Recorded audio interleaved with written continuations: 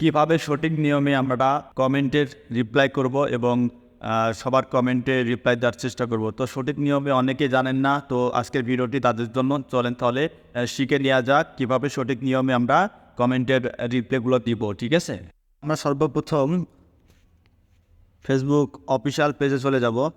ঠিক আছে, Facebook official পেজে যাওয়ার পরে আমরা ফেসবুক অফিসিয়াল পেজে যাওয়ার পরে আমরা ড্যাশবোর্ডে যাব। ড্যাশবোর্ডে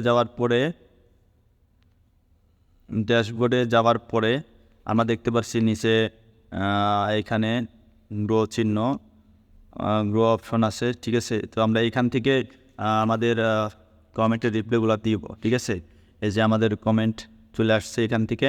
তো আমরা চাইলেই এখান থেকে সব কটা কমেন্ট দেখে আমরা রিপ্লাই দিব, আমাদের কোনো পেজে কোনো সমস্যা হবে না। ঠিক আছে, তারপরে আমরা অনেকেই বলতে চাই যে আমাদের স্টার আছে কিন্তু আমরা স্টার দেখতে পারছি না। ঠিক আছে, তো এখান থেকে স্টার আমরা সহজেই দেখতে পারবো। এই যে এখানে অপশন আছে, আপনারা দেখতে পাচ্ছেন। এই যে এখানে ফিল্টার্সে আমরা ক্লিক করব।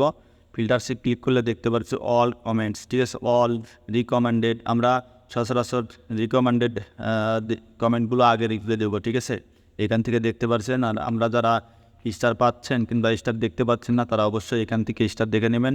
সেন্ড উইথ স্টার, এখান থেকে আপনারা কে স্টার দিয়েছে তাদেরকে দেখতে পারবেন। আবার টপ ফ্রেন্ডস দেখতে পারবেন, তারপরে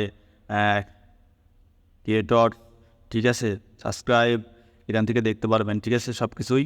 তো আমরা অবশ্যই এখান থেকে সব কিছু দেখে নেব এবং এখান থেকে আমরা রিকমেন্ডেড কমেন্টগুলো রিপ্লাই লাগিয়ে দেবো। আর দেখতে পারছেন এখান থেকে সব কমেন্ট চলে আসছে। আমরা এখান থেকে কমেন্টে রিপ্লাই করলে আমাদের পেজে কোনো সমস্যা হবে না। ঠিক আছে, তো আমরা সবাই চেষ্টা করব এখান থেকে কমেন্টে রিপ্লাই করার। ঠিক আছে, তাহলে প্রফেশনাল ড্যাশবোর্ড থেকে কমেন্ট ম্যানেজার। ঠিক আছে, তো এখান থেকে সবাই আমরা মেসেজের রিপ্লাই দেবো। ঠিক আছে, তাহলে কী হলো, প্রফেশনাল ড্যাশবোর্ড থেকে কমেন্ট ম্যানেজার।